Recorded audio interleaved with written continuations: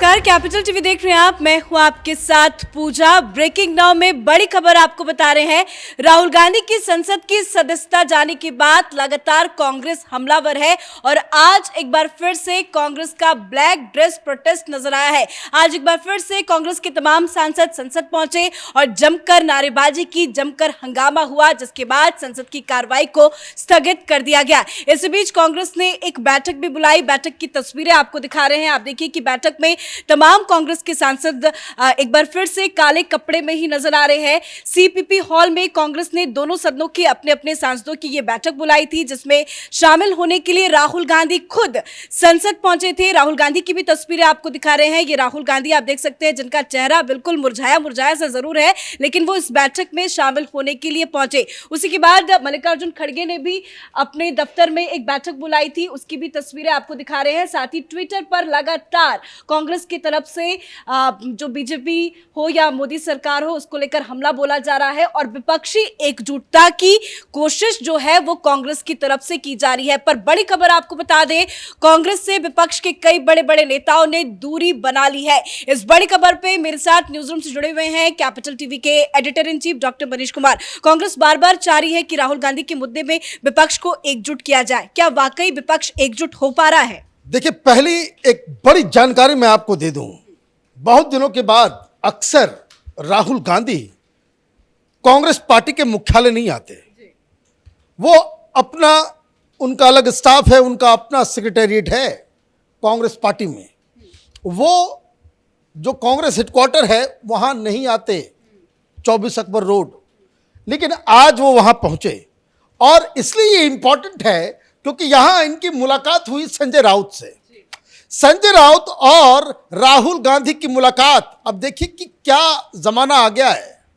राहुल गांधी अपने ही नेताओं को मिलने का वक्त नहीं देते, चीफ मिनिस्टर्स को भी लाइन लगना पड़ता है, लेकिन स्वयं वो चल के आ रहे हैं हेडक्वार्टर अपने और वहां संजय राउत से मुलाकात हो रही है। और मुलाकात भी ऐसी कि जिसे सुनकर ये तमाम कांग्रेस समर्थक, राहुल गांधी के समर्थक जो ट्वीट कर रहे हैं शेर आया शेर आया शेर आया, उनको बहुत ही शर्मिंदगी होगी। क्योंकि इस मीटिंग के बाद संजय राउत ने जो खुलासा किया है वो कांग्रेसियों के लिए शर्मसार करने वाली खबर है। खबर क्या है? संजय राउत ने कहा कि राहुल गांधी से हमारी मुलाकात हुई और सावरकर का मसला सॉर्ट आउट हो गया। सॉर्ट आउट क्या हुआ तो उन्होंने कहा कि हम तो ये नहीं बताएंगे, लेकिन पत्रकारों ने जो अगला सवाल पूछा उससे पूरी कलई खुल गई कि मीटिंग में क्या हुआ। मीटिंग के दौरान, उस मीटिंग के बाद जो दूसरा सवाल पत्रकारों ने पूछा कि क्या अब वो फिर से सावरकर का नाम लेंगे तो शिवसेना क्या करेगी, तो उन्होंने कहा कि मुझे विश्वास है कि वो अब सावरकर का नाम नहीं लेंगे, लेकिन अगर वो लेते हैं तो फिर हम अपना फैसला, मतलब ये माना जाए कि बैठक में ये डिसाइड हो गया कि राहुल गांधी अब सावरकर के मुद्दे पे कुछ नहीं बोलेंगे। मतलब कि ये डिसाइड हो गया कि राहुल गांधी ने शिवसेना से माफी मांग ली। उन्होंने कह दिया कि अब गलती हो गई, जाने दो, भूल जाओ, अब मैं सावरकर का नाम नहीं लूंगा। क्यों? क्योंकि उससे हमारी फजीयत हो जाएगी। तो पहला झटका के रूप में आप इसे समझ सकते हैं कि राहुल गांधी को अपने ही शब्दों पे यू टर्न लेना पड़ रहा है। कोर्ट में भी माफी मांग रहे हो और अपने समर्थक जो यूपीए का पार्ट नहीं है, ध्यान रखिए, टेक्निकली शिवसेना यूपीए का हिस्सा नहीं है।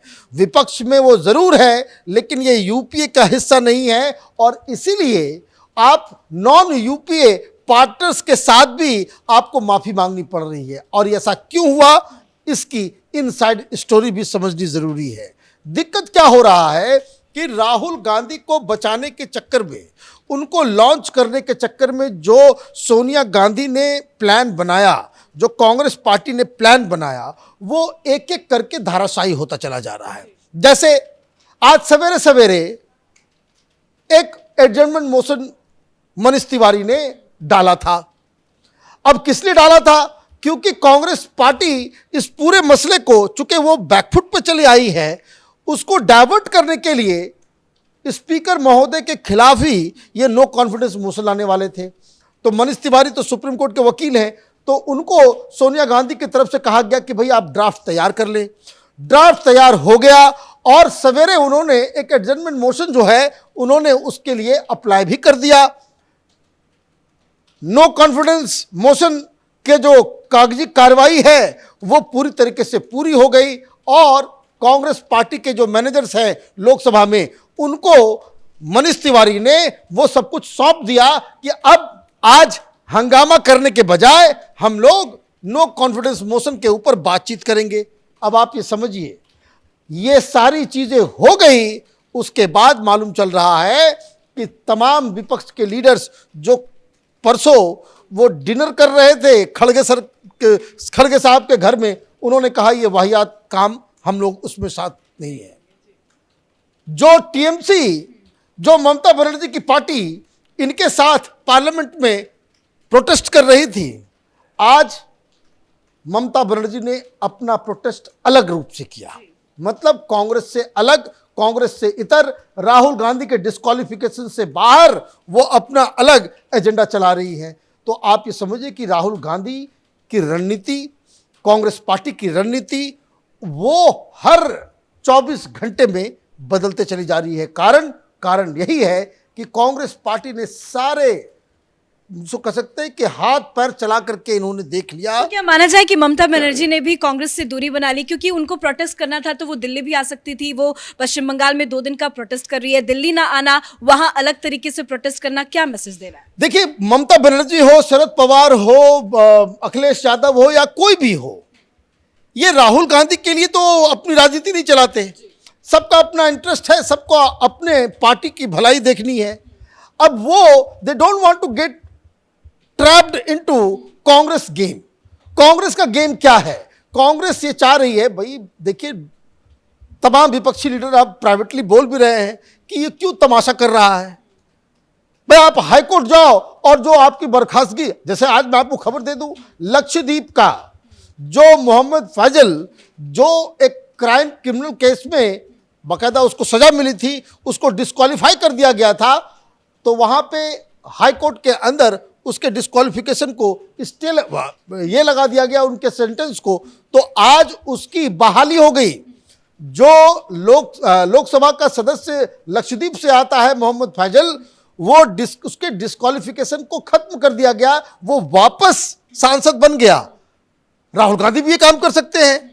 तो ये विपक्ष के ही पार्टियों को ये लग रहा है कि ये सारी चीजें जो कांग्रेस पार्टी कर रही है वो राहुल गांधी को लॉन्च करने के चक्कर में, राहुल गांधी को एक बहुत बड़े फाइटर के रूप में प्रोजेक्ट करने के चक्कर में ये सारी चीज हो रही है। और इसमें हम लोग अगर इन्वॉल्व होते हैं तो इससे तो नुकसान हम लोगों को, हम क्यों कांग्रेस पार्टी के लिए ये सारा काम करें। तो ये जिस कानूनी प्रक्रिया के तहत लक्षद्वीप के जो सांसद है फैजल, उनकी सदस्यता बहाल हुई है, सेम उसी प्रोसेस के तहत राहुल गांधी की भी सदस्यता बहाल होने की उम्मीद है? बिल्कुल उम्मीद है। और अगर बात करें कांग्रेस पार्टी के सबसे बड़े वकील अभिषेक मनु सिंघवी, सुप्रीम कोर्ट के जाने माने वकील हैं, लॉ मिनिस्टर रहे हैं, खैर वो अलग बात है किस तरह के लॉ मिनिस्टर थे वो, लेकिन वो जब वो इंटरव्यू में खुद कह रहे हैं कि ये तो तुरंत सॉर्ट आउट हो जाएगा, ये कानून के प्रक्रिया को फॉलो नहीं किया गया, इसमें बहुत सारे लूप होल्स हैं, ये जजमेंट ही बेकार है।